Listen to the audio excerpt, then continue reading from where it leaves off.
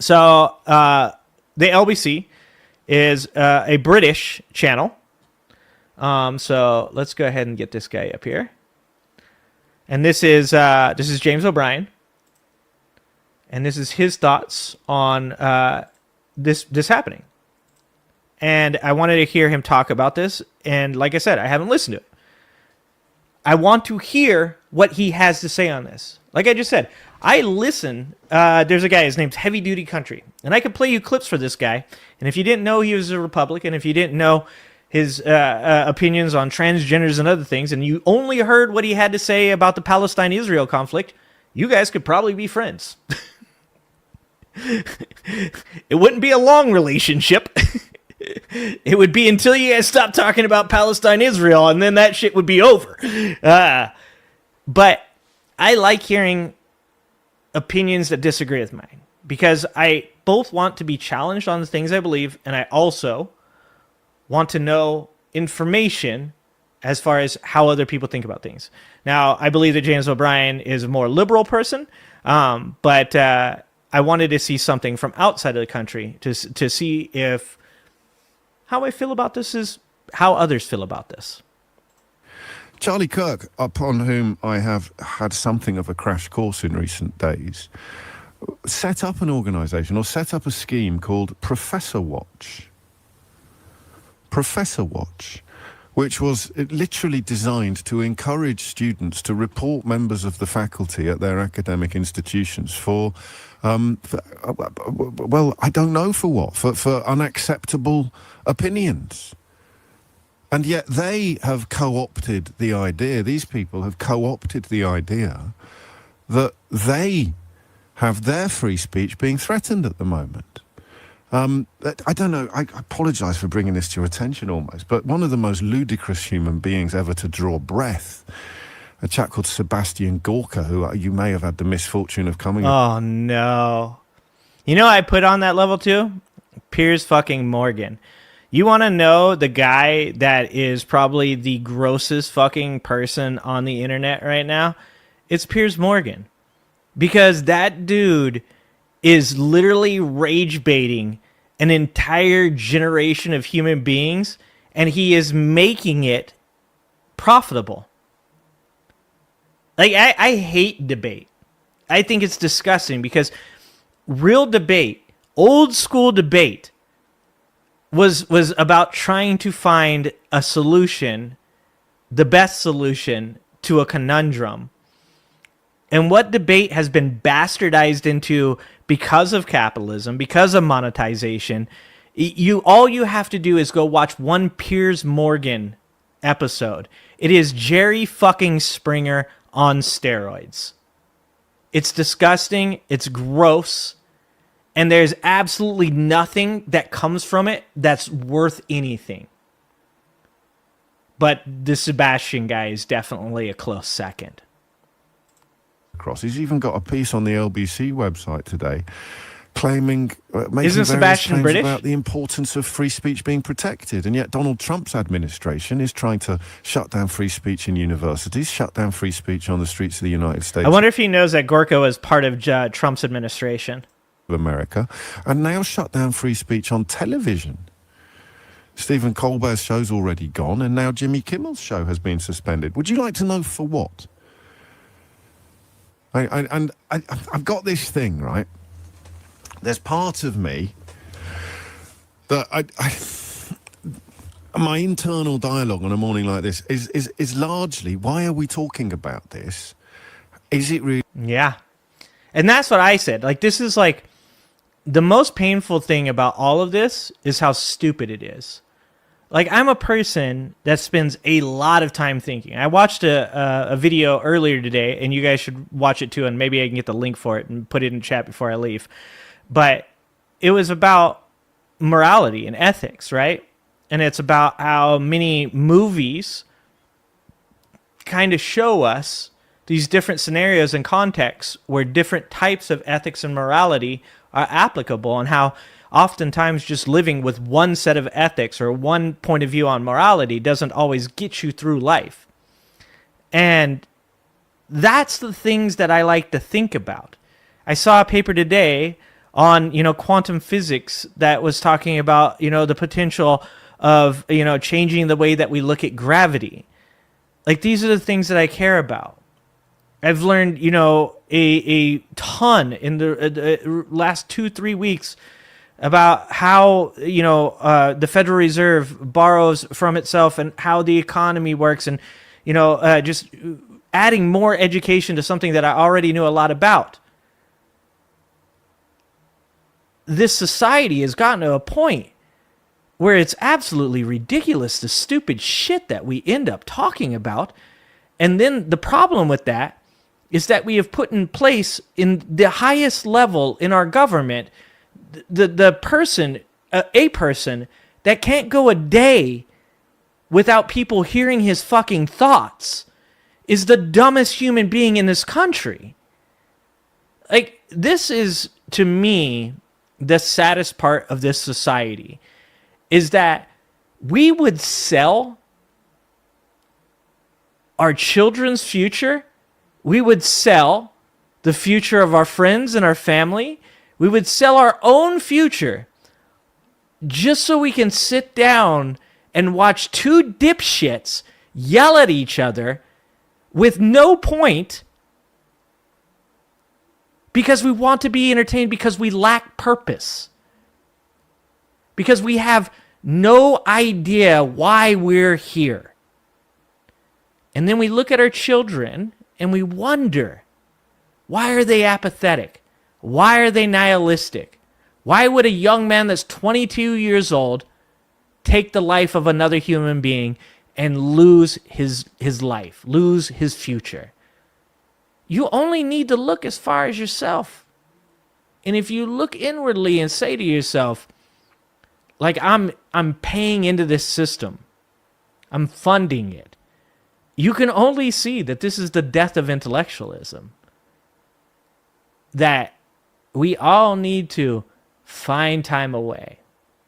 It's crazy that we're even talking about such a this. big deal. And you might be listening to this thinking, why is James going in on an American employment issues on an American broadcaster?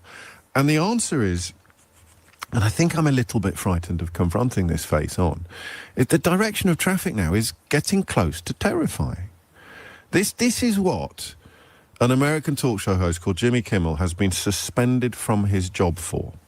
We hit some new lows over the weekend with the MAGA gang desperately trying to characterize this kid who murdered Charlie Kirk as anything other than one of them, and doing everything they can to score political points from it. In between the finger pointing, there was grieving. On Friday, the White House flew the flags at half-staff, which got some criticism. But on a human level, you can see how hard the president is taking this. My condolences on the loss of your friend Charlie Kirk. May I ask, sir, personally, how are you holding up over the last day and a half, sir? I think very good. And by the way, right there, you see all the trucks. They've just started construction of the new ballroom for the White House. Oh, which my is something God. they've been trying to get, as you know, for about 150 years. And it's going to be a beauty. Yes. Okay. He's at the fourth stage of grief, construction. There's demolition, construction. This is not how an adult grieves the murder of someone he called a friend. This is how a 4-year-old mourns a goldfish. I saw that clip of Trump. I meant to... That's crazy. That's crazy. That's crazy. That is what this iteration of conservative believes is worth taking away his right to speak. Because this is, don't get me wrong, this is what they believe. These are people that used to say that they should be able to say whatever they want on Twitter. In fact, a guy went out and bought Twitter so that way they could do this. Literally so they can say, whatever white supremacist thing they wish to say. They can say anything they want about trans people. They can call people names. They can, make threats of violence. Like, people have over and over again now shared posts or or messages where they have shown that people have called them the N-word, threatened to sexually assault them, many different things. And all of those things are acceptable But that was a bridge too far. You can't tell me that this is not just an opportunity that is being used.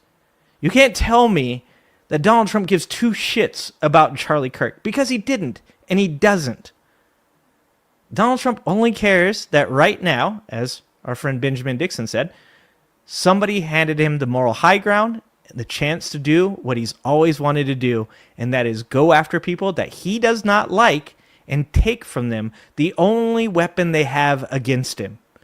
And that is the ability to reach millions of people and speak out against the injustices that he, on a day-to-day basis, makes a part of this administration's entire fucking goal. Play it out last week, but I forgot. And it was quite extraordinary. While his movement were in a form of purdah, they were going through Thanks, Bunko. Incredibly public grief. His movement were doing that, and his key allies and supporters. He was given an opportunity to reflect upon what impact Charlie Kirk's murder had had on him. And he could... Yeah, actually, I like what Jake said. Kimmel didn't mock Kirk there. We should be sure to be clear that he was hired. That would be funny. Fired for making fun of Trump. Yeah, 100%. Exactly. That's exactly what it is right there. He doesn't care about Charlie Kirk. That's the fucking insane thing about all this, is like, once again, watching Trump supporters get gaslit by Donald Trump. It is literally like having it's like when your friend comes to you and tells you that something's going on in their relationship, and you get like an idea about it, right? And you think, okay, well, maybe I've known their partner for 10 years. I didn't know this person was abusive. Never seemed like it. Instead, it's like if you had a GoPro on that person. It is like watching Trump and his relationship with Trump supporters is like having intimate knowledge of an abusive relationship. And I would call the cops, but they don't seem to care. It's like the 1950s all over again. It's like you tell the police that this person's being abused, and they're like, well, do they make him sandwiches when he wants them? Because that might be the problem. Also, by the way, this is how serial killers are created. Just so you guys know, there's a bunch of these serial killers that during the 50s watched their mother be abused by their father and became psychopaths because of that. So if that is anything to let you know about our future, just saying. Really acknowledge it before asking the reporters to look over there at some trucks that were delivering some bricks. And that was a joke there from Jimmy Kimmel. I'm looking at the text messages being exchanged by the suspect in the case and his description of his father as having become very MAGA after the most recent election. And so... The poor British, they're like, but hold on. All of this seems true. Like, people outside the United States cannot fathom the amount of stupidity that is going on in this country right now. They just can't fathom it. You could loosely describe, with some confidence, the family from which the suspect has come as a MAGA family. They're certainly very into guns and that kind of thing. Again, apart from that, we know next to nothing, and yet immediately Donald Trump was trying to claim that the killer was representative of what they call, in quotes, the left, whatever that means. It means to me, generally, people who think that we should have a slightly fairer distribution of wealth. Not quite how that lends itself to murderous motivation, God only knows. Except, of course, it doesn't. It doesn't. And what you'll get now is people who've spent a couple of years pretending to care about free speech suddenly switching off that gene and either supporting or staying silent about that television presenter. Here's another one in the United States of America. Here's another television presenter speaking this week. They have given billions of dollars to mental health and the homeless population. A lot of them don't want to take the programs. A lot of them don't want to get the help that is necessary. You can't give them a choice. Either you take the resources that we're going to give you, or you decide that you're going to be locked up in jail. That's the way it has to be now. Or involuntary lethal injection or something. Just kill them. The black dude's face. God damn it, I hate to laugh at that. But did you see that black dude's face? He said, yep. And then he was like, oh, shit, no. Look at him right now. He is not sure. This individual is not sure, folks. He did not think that's where he was going with that. Watch this shit. They're going to give you, or you decide that you're going to be locked up in jail. That's the way it has to be now. Or involuntary lethal injection or something. He said, yep. Fuck. Fuck. That's how fucking dumb this shit has gotten. The dude that was just saying something that's fucking completely bombastic and hyperbolic, just to address what he just said. The percentage of people that are on the streets that are mentally unhealthy is very high. The main reason that you have issues with people being homeless and staying homeless is oftentimes because of something that, if there were good mental health facilities, if there were ways of reaching out and helping these people through our taxes, funding certain programs and such. And that's what he's talking about. Well, they're giving them money, they're doing this. There's actually quite a few homeless people that receive checks that never go and pick them up because they're not in a place where they understand the reality of their position and even the help that's being given to them. The only reason they have that help is because of family members that have tried to help them. This idea that being homeless is they're choosing to do this. A lot of them have addiction problems. Addiction is an illness, and it does make mental illness even worse. I mean, look at MAGA. Alcohol, drugs, and conspiracy theories just don't really mix. And just to put that into perspective, this guy here is making a argument that lacks humanity and empathy, and then the dude next to him straight up makes him go, "What was that, bro? One more time. Let's just see that face one more time." Take the resources that we're going to give you, or you decide that you're going to be locked up in jail. That's the way it has to be now. Or involuntary lethal injection or something. Just kill them. Brian, why? She said, but why? What? And no one's shocked. No one even draws breath. Let's euthanize homeless people, says a presenter on Fox News. Billions of dollars to mental health and the homeless population. A lot of them don't want to take the programs. A lot of them don't want to get the help that is necessary. You can't give them a choice. Either you take the resources that we're going to give you, or you decide that you're going to be locked up in jail. That's the way it has to be now. Or involuntary lethal injection or something. Just kill them. Yeah, Brian, why did it have to get to this point? Right. I would say this. We're not voting for the right people. In North Carolina, wake up. Involuntary lethal injection. So they're in real Fuck time. these people, man. On Fox News, a man called Brian Kilmeade, not joking. Let me make that absolutely clear. Not joking. Not joking. Even claiming to be joking. In all seriousness, suggests killing homeless people. Involuntary lethal injection. Insane. He subsequently apologized. But he wasn't joking. So I don't know what he's apologized for. Maybe his free speech is under threat. And then Jimmy Kimmel, who we will listen to again, has been suspended from his job for this. We hit some new lows over the weekend with the MAGA gang desperately trying to characterize this kid who murdered Charlie Kirk as anything other than one of them and doing everything they can to score political points from it. In between the finger pointing, there was grieving. On Friday, the White House flew the flags at half-staff, which got some criticism. But on a human level, you can see how hard the president is taking this. My condolences on the loss of your friend Charlie Kirk. May I ask, sir, personally, how are you holding up over the last day and a half, sir? I think very good. And by the way, right there, you see all the trucks? They've just started construction of the new ballroom for the White House, which is something they've been trying to get, as you know, for about 150 years. And it's going to be a beauty. Yes, that's right. He's at the fourth stage of grief, construction. There's demolition, construction. This is not how an adult grieves the murder of someone he called a friend. This is how a 4-year-old mourns a goldfish. So the way it happened... Yep.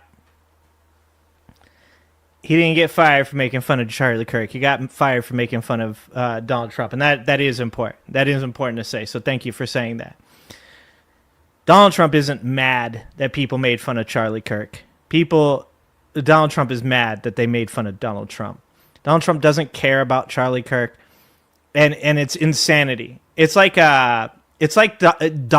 Do you guys remember Dodgeball? Do you remember Ben Stiller's character? I think his name was something White. And it's the part where it's like, no one makes me bleed my own blood. Donald Trump is like, no one uses my own words to make fun of me. Like, if you are watching this shit and you are not understanding how important it is for people to be able to get up on TV and make jokes and to say what they think without having the President of the United States lobby to have these people taken off the air. If you don't understand how important that is, let me just say this. Let me put it this way. I am a very left-leaning person. I believe in empathy. I believe taking care of my fellow human beings. I believe that raising up the people around me results in greater happiness for all of us, and the greater happiness of the community is oftentimes more important than the individual. And I will say that I support people's right to the freedom of speech to say whatever hateful shit that they want about me. They can joke, they can laugh, they can say mean things, they can talk shit. I like to talk shit, so that's actually the top. And even when people on the left were calling out people on the right for certain shit that they said, I still said, I'm fine with it.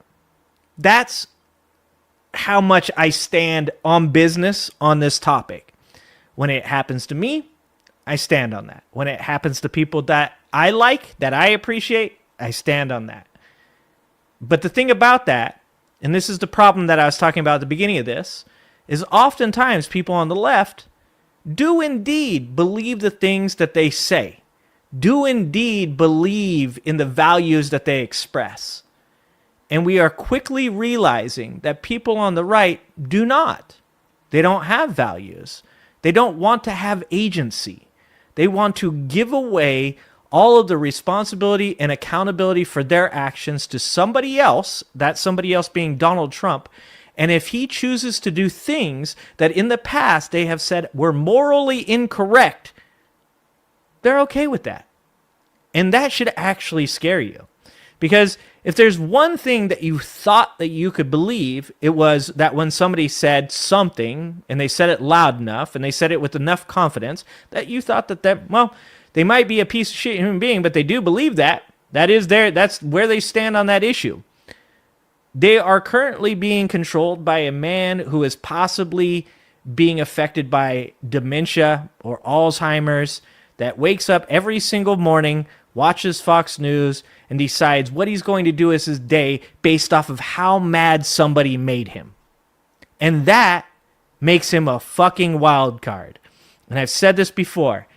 People do make mistakes when they say that Donald Trump is Hitler. Donald Trump isn't Hitler. Donald Trump doesn't have a plan. Hitler had a plan. It was a fucking horrific plan. He was a shitty person. But actually, Donald Trump's scarier because he's got a whole legion of people that every day when he wakes up and he doesn't have a plan and he just decides what he wants to be mad about that day, those people are going to go right along with him, and you never know what the fuck it's going to be. Was that a couple of distributors, Nexstar and Sinclair, Nexstar most obviously, essentially said they would no longer broadcast the Jimmy Kimmel show on their stations, and that is where the pressure is applied from. I think they are in the business of, or in the process of doing a deal that would need approval from a Donald Trump appointee. So clearly it has struck them or been made clear to them that the president is unhappy with having his own words played out on the television, having his own answer to a question. Insane. This is where my conviction that this is all rather more serious than a television presenter losing their job. A president essentially getting someone fired, not for saying things about the president, essentially, but for showing people footage of the president. That's the point, right? It's not, I mean, you know, you can ask for homeless people to be killed. Okay, keep your job. Not even draw. Don't even bat an eyelash in a Fox News studio. Jesus. The Fox News is essentially the media wing of the MAGA movement, despite some brief wobbles. And you can show your audience footage of Donald Trump responding in an extraordinarily crass fashion to the murder of somebody widely portrayed as a close friend and ally of him.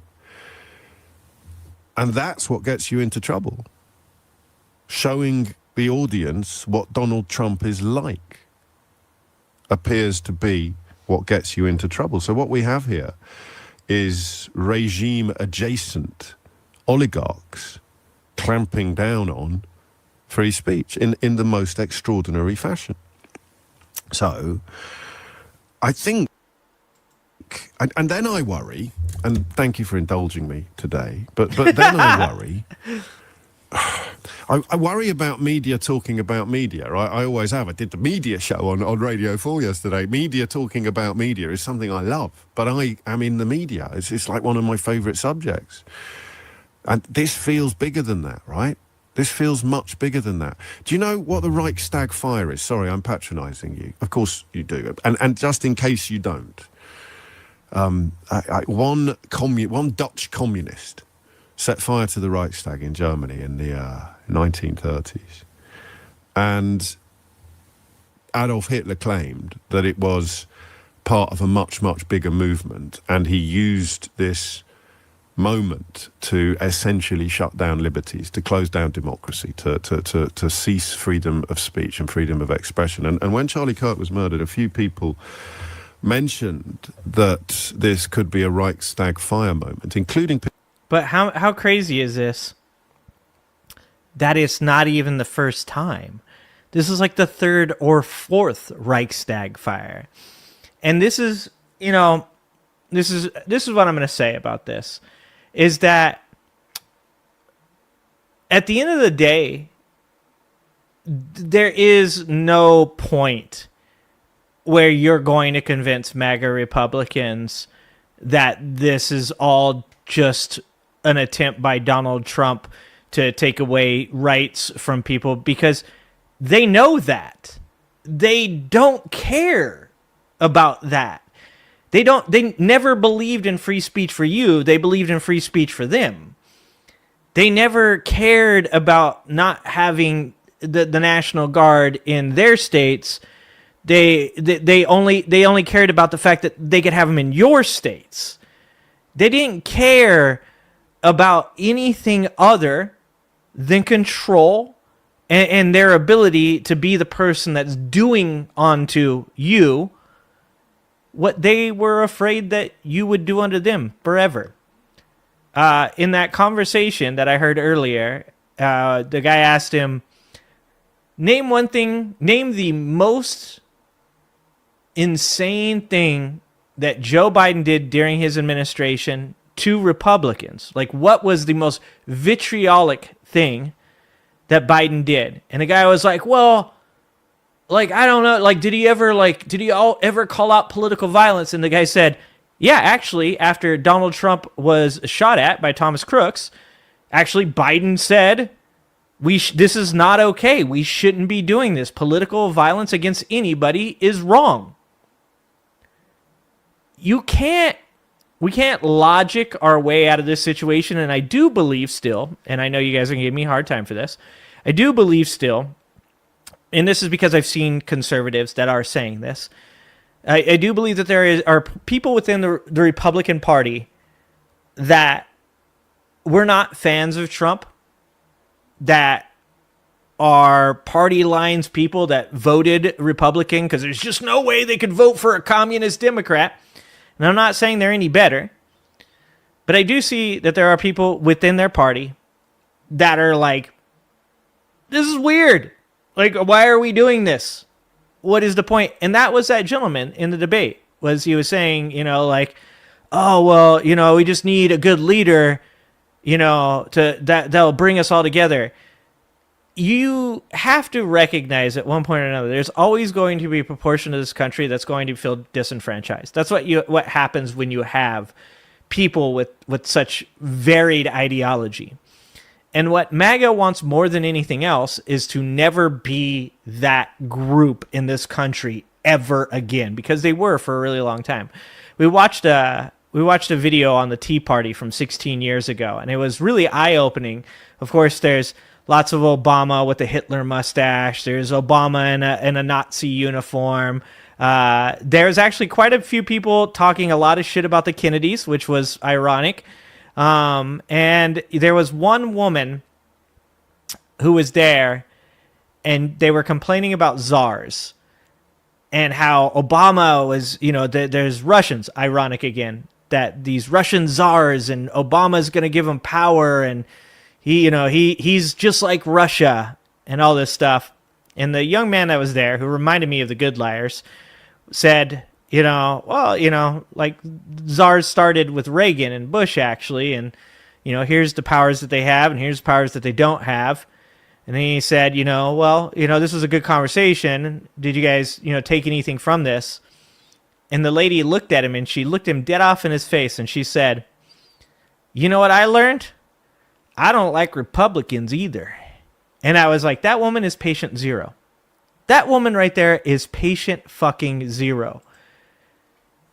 Those people,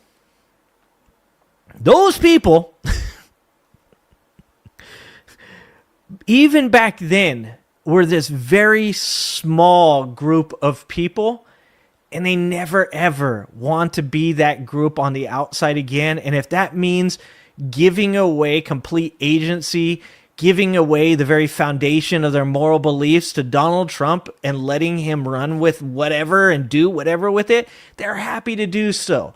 It isn't a Reichstag fire. It's a fucking Reichstag inferno. And Donald Trump doesn't even need to use these situations anymore. He literally can just justify them with made up fake ass, not even close to reality situations. And these people will back him up on it because it is sunk cost fallacy, and they are afraid that one day they're going back to the obscurity that once kept them in the dark, where nobody could see them and cared about the crazy fucking shit that they believed. But guess what? That is where they belong. Because they used to be the fringe, and they still should be. Thanks for watching. If you like this video, please like and subscribe and hit that notification bell, and check out that video on the screen now.